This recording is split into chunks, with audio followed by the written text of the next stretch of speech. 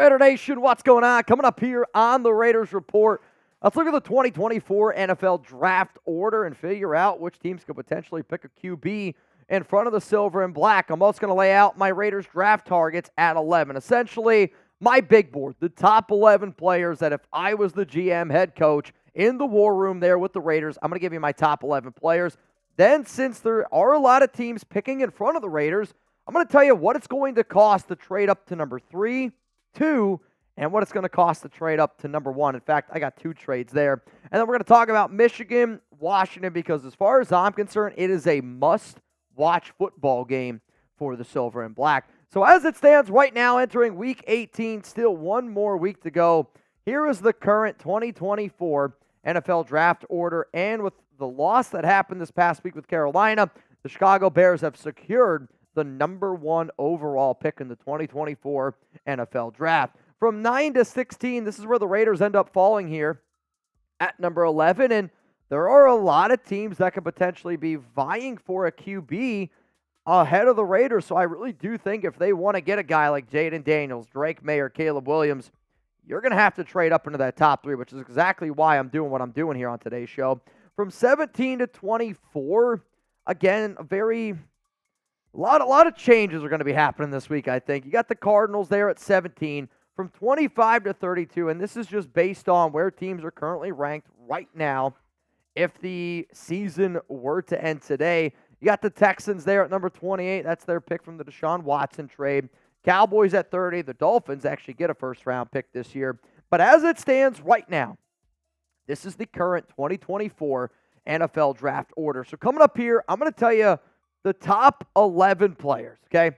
Top 11 players that should be on the Raiders' big board at pick 11. Now, some of these guys, I'm going to be real, they're not going to be there at 11. They're just not. But when you pick at 11, I do think it's important to make a big board of your top 11 players. And if you want to go best player available, which is what the Raiders should do, go best player available, you take that dude. To make sure, though, you don't miss anything going on around draft coverage. Because at this point of the year, I know a lot of people are like, oh, let's talk about free agency. We'll talk about it. But I want the Raiders to draft a quarterback. That's me being honest with you. I want the silver and black to draft a QB. So this year, I'm going to do everything in my power to make sure that you guys know that everything going on around the Raiders, what they could do for drafts, my opinion on what the Raiders should do in the draft, because, well, if anybody thinks that they could do a better job drafting in round 1 than the Raiders, I want you to click that like button right now. So let's now get into my big board here. I'm going to go from 11 down to 1, and coming in here at number 11, I'm going to go with Malik Neighbors, wide receiver out of LSU. I freaking love this kid. He's a phenomenal athlete, and I know it sounds crazy to say out loud, but there is not a 0% chance that Davante Adams gets traded. If Davante Adams does get traded and the Raiders need to go up and find another receiver in this year's draft, I do think Malik Neighbors could be a very intriguing option as my number 2 receiver. Let's go to Kool-Aid McKinstry here, cornerback out of Alabama. I think he's the best athlete at corner in this year's draft. Hell of a player, can do a lot of great things. I think it would be a really good fit if the Raiders decide to move on from Amik Robertson, not re-sign him in free agency. You pair him with Nate Hobbs and a guy like Jack Jones, that's a lot of swagger. My favorite corner, and Kool-Aid's a better athlete. Wiggins, to me, I think is a better cornerback prospect from what I have watched, which is why he comes in here at number 9.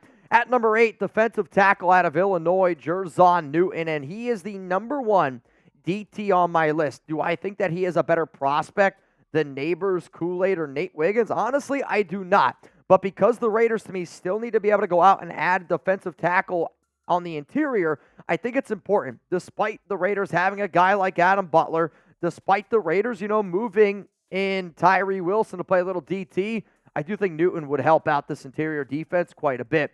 Let's go to number 7 here. It's Dallas Turner. And yes, I do think defensive tackle is a bigger need than edge. But Turner, to me, is a phenomenal athlete. And to me, you just can't have enough guys that can get after the quarterback. Max Crosby, Malcolm Kuntz, Dallas Turner, little outside linebacker action. Good luck trying to stop that. Let's now go to the big boys up front. Joe Alt, the offensive tackle from Notre Dame, is probably actually one of my favorite offensive tackle prospects. And we can go right here to number 5 as well. And Olu from Penn State. These are your top 2 OTs. And yes, they are both left tackles. And Yes, you still have Colton Miller on the roster, but if I'm being 100% honest with y'all, Colton Miller has experience playing right tackle. I wouldn't be against the idea of you drafting Joe or Olu, putting them at left tackle, and then kicking over Colton Miller at right tackle because Jermaine Illuminor is a free agent. Let's go to number 4 here. It's Marvin Harrison Jr., and he might be the best player in this year's draft. Like, if I'm not even talking about just overall position. Obviously, I don't really think that he's going to fall to the Raiders at 11. In fact, I'd be shocked if he falls out of the top 5, top 6. But he is number 4. And then my top 3, I don't even need to reveal this. It's just quarterbacks. It's Jaden Daniels, Caleb Williams, and Drake May. I have put these in order of what I think is the biggest Raiders need. And to me, the biggest Raiders need, and it's not close, it's at the quarterback position. However, though, none of those players are falling to you at 11. I mean, I hate to break it to you. If you think one of those 3 quarterbacks is falling to you at 11, man, oh man, I'd love to sell you something for way overpriced. So to me, the only way that you're going to get one of those guys is to trade up into the NFL draft. So coming up here on the Raiders Report, I'm going to tell you what it's going to cost to trade to number 3, to trade to number 2, and then I got 2 trade ideas to get up to number 1. Because for me personally, I want the Raiders to find themselves a franchise quarterback, even if it means trading up and getting their guy. Before I show you all 4 of those trades, shout out to PrizePicks. Go to prizepicks.com/CLNS and make sure that you use code CLNS for a first-time deposit match up to $100. I had a great time during PrizePicks, Picksmas, when they were doing a whole bunch of different deals. And in the year of 2024, they're going to do a whole bunch of new deals as well. But PrizePicks to me is really simple. Like, if my dad can sit down in less than 60 seconds, and if he can make his picks, I'm telling y'all right now, you have absolutely no excuse. So for this week, I'm going to roll Baker Mayfield more on the passing yards. I mean, dude's been slinging it in a game that doesn't matter for Carolina. Means a lot for Baker and the Bucs. Give me the more on that one. CJ Stroud, I'm going to go less because Indy has done a good job this season of slowing down the games. And interdivision are always tough games to put my finger on. So because of that, I'm going to go less. And then CeeDee Lamb up against the worst defense in the NFL and the Commanders. Yeah, I'll take the more on that one. So again, you can either take my picks, you can fade, you can do whatever you want. But if you do want to get started, go down in the comments, go down in the description, click on that link, download the app. It's easy, it's exciting, it's daily fantasy sports made easy. Pick 2+ players, choose more or less. That's all you got to do. All right, let's get into it now. Coming up here, the draft trade value to get a top quarterback. If you're watching this live, if you're watching on a later date and you go, I want Jaden Daniels, I want Caleb Williams, I want Drake May to be the next quarterback of the Las Vegas Raiders, well, guess what? I made this video because people do not understand how much it costs to trade up and get a quarterback of one of those 3. People just don't get it. I've seen it on Twitter. I've seen it on Instagram, and I get it. People don't think that it's going to cost multiple first-round picks. But here's the thing. That's what NFL teams value. They value draft picks very much. So the trades that you're about to see are based on the NFL trade value chart, which anybody can go out there and Google. It's also based on past trades in the NFL draft, but it's also based on people who I've talked to, people who are very well connected in the NFL draft world, people who are very well connected to Chicago, and you have to understand that the value to get up in this year's draft is higher than what it's been because of how much touted or how well touted, I don't know, the top 3 quarterbacks are in this year's class. Highly touted, that's the word I'm looking for. Shout out to Chugs. So let's first talk about for the Raiders. This is based on where they are at right now at the time that I'm making this video. Right now, the Raiders are picking at 11. And the fact that the Raiders, to get to 11 all the way up to where they got to go, based on the trade value chart, Raiders get the number 3 pick, which then gives you the ability to take any one of those top 3 quarterbacks. And the NFL team, since it has not been set in stone yet who's picking number 3, it's going to cost a first and a third-round pick in 2024, so that's pick 11 and pick 75. And it's also going to cost a first and a second-round pick in 2025. So if you look at this trade here and you go, that's worth it to get a guy like Jaden Daniels, cool. Sign up. Let's get it going. If you're like Mitch, I want either Drake May or Caleb Williams. Guess what? The only way that that's even a possibility is if you trade up to number 2. So if you're trying to trade up to number 2 based off NFL trade value chart, based on past trades, based on just higher market for Caleb Williams and Drake May being what those quarterback prospects are, that's going to cost you 3 first-round picks, a third-round pick in 2024, and then a third-round pick in 2025. So 3 first-round picks, a third, and then another third. If you're like, that's worth it for Caleb Williams or Drake May, awesome. If you're like, Mitch, I want the number 1 overall pick. I want to pick who I want to have to be my next franchise quarterback. Well, guess what? I sat down with somebody very well connected to Chicago, and I said, tell me what you would want for it. This is what I got. 3 first-round picks, 2 second-round picks. So you're getting 2024, 2025, 2026. Ship them all off to Chicago. And then you're also getting your second-round picks in 2024 and 2025. So essentially, the next 2 years, you don't got a first and a second. And then also in 2026, you don't got a first. So you better hope whoever you pick is your franchise guy. Because if you end up being like Carolina, you're in trouble for multiple years. In fact, you might be in trouble until 2027. But I also said this. Don't just give me picks, trades based on picks. Give me a trade based on a player. Now, at first they go Max Crosby, and that ain't happening. They're not going to trade Max. So, or if you don't want to give up this many picks, this is what the Bears guy told me. 3 first-round picks and Davante Adams for the number 1 overall pick in the NFL draft.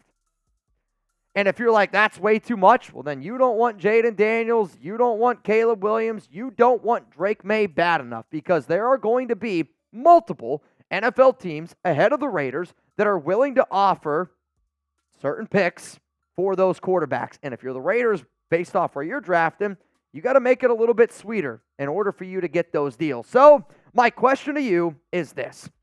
Should the Raiders trade to get into the top 3 of the NFL draft? Yes or no? I know a lot of people don't like the idea of trading for a Justin Fields or rolling with a guy like Russell Wilson, or, some of y'all are probably like, well, shit, let's go with Michael Penix Jr., Bo Nix, or J.J. McCarthy, a cheaper option. To me, though, when I look at how much that is, okay, I would rather the Raiders trade into the top 3 to select one of those top 3 quarterbacks over drafting a Bo Nix, over drafting a Michael Penix Jr., over drafting a J.J. McCarthy, because I have that much more confidence in those 3 QBs than I do anybody else. And as far as I'm concerned, until the Raiders, and I get it, past regimes, until the Raiders can prove to me that first-round picks actually mean something, shit, man, I'm trading those picks and I'm getting my franchise guy. Here's the thing, though. If you're going to trade all those picks, you want to be able to pick your dude. And it's not too often that a brand new head coach, because that's what you got to think about it, brand new head coach, it's not too often they're going to say, I don't care if I get Drake May, Caleb Williams, or Jaden Daniels. And because of that, because you're going to have to give up quite a bit to get any one of those 3 guys, chances are you're not going to trade up to number 3. Chances are you might not even trade up to number 2.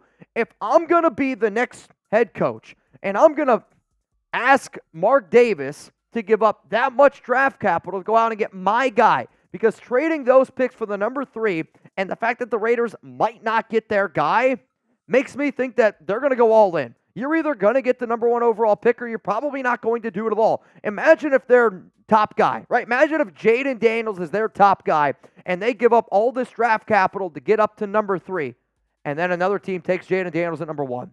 Well, now you're sitting there going, well, crap, I just gave up all my draft picks. Now, sure, the fan base likes Caleb Williams. They like Drake May. I'd be celebrating. But you got to think about the organization. They have a guy in mind. And if you want that in particular player, you're probably going to try to do everything in your power in order to get him. Now, if you don't want to trade tons of draft capital or a star player like a Davante Adams to get a quarterback in the next draft, then I do think that watching the College Football National Championship is a must-do for anybody that reps the show, for anybody out there that considers themselves a Raider fan, because I see the live chat right now. There's a lot of people saying, Mitch, there's no way I'm giving up that much to go up in the number 3, 2, 1. That's fine. You're just not going to get Jaden Daniels, Caleb Williams, or Drake May, which means you have to turn your attention to the other quarterbacks in the draft, which to me, that next tier of QBs is Michael Penix Jr., Bo Nix, and J.J. McCarthy. Well, luckily, 2 of those guys are playing in the national title game here between Washington and Michigan. This game's going to get kicked off at 7:30 p.m. Eastern Time in Houston, Texas. The over-under is at 55.5 points, and Michigan is a 4.5-point favorite. I watched Michael Penix Jr. sling it up against Texas. I watched J.J. McCarthy have a hell of a comeback and really step up clutch in overtime. Shout out to Blake Corum as well. My question, though, is this. Who you got? Because even though this is the Raiders Report, I love college football. I love football in general. And I just genuinely want to know who you guys are taking in this game. So if you're going to go with the Washington Huskies, I want you to type W. If you're going to go with the Michigan Wolverines, I want you to type M. And actually, after this YouTube ad break, I'm going to tell you who Chugs and I both took in the Natty. I'm rolling with the Huskies. Chugs is going to roll with blue. I will admit, I don't really care who wins this game. I think it's a great story either way. But if I was a betting man, I would bet on Washington and that prolific offense. To me, I look at it as if Michigan wins, that's probably the best thing for this company, just being honest with you. If Washington wins, they win their first natty. I can't wait for this football game. With it not being easy, though, to trade up for a quarterback, could the Raiders draft Michael Penix Jr.? Could the Raiders draft a J.J. McCarthy? I don't think that either one of those guys deserves to go in round one, and if you're picking at 11 and the Raiders pick Michael Penix, J.J., or Bo Nix at 11, I would be so pissed off. I'm telling you right now, I've watched a lot of bad picks in the Raiders' first round. If one of those three quarterbacks goes at 11, I will be as angry as I was when the Raiders drafted Alex Leatherwood in round one, or as angry as I was when the Raiders drafted Henry Ruggs at 12 because I wanted CeeDee Lamb, or when the Raiders drafted frickin' Damon Arnett at 19. That's how angry I will be if Penix, Bo Nix, or McCarthy were to go to the Raiders at number 11. But when you look at these both quarterbacks, I mean, to me, Penix has done a phenomenal job since going to Washington, right? Like, he has. He's done a phenomenal job. He's got 2 ACL injuries, and I do think that the medical is going to be his biggest red flag at the combine. But here's the one thing you can't deny. He has gotten better and better, and man, oh man, did he look unbelievable against Texas. 28 of 38, 430 yards, 2 touchdowns, no interceptions. But the thing that I was impressed by, I know he's accurate. I know he can throw it all over the football field. It was his pocket awareness. His pocket awareness was some of the best that I have seen at the college football level, at that level. It was really, really special. And I'm excited to see what he's able to do against a very good Michigan defense. Here's the other thing, though. With all these rumors around Harbaugh, could Harbaugh potentially bring in his guy, McCarthy? We also talk about quarterback play and, wins and losses. This dude has won a lot of football games. However, I do view him as a little bit more of a game manager, and he's had a good last 2 seasons, has won a lot of football games. And sometimes, you got to give credit where credit's due. Guy came up clutch, and I don't always know if clutch is you can't teach clutch, right? Some players, when they're in that huddle, everybody believes in him. And McCarthy, every single person on that Michigan huddle, they believed in him. 17 of 27, 221 yards, 3 touchdowns, 0 interceptions up against Nick Saban and the Alabama Crimson Tide in a monstrous game where Michigan was down 20-13 with about 8 minutes to go in the fourth quarter. They made a comeback. Those are the type of intangibles that I do look for in a QB. But here's my question, though. Top 3 quarterbacks are off the board. You don't want to trade for a guy.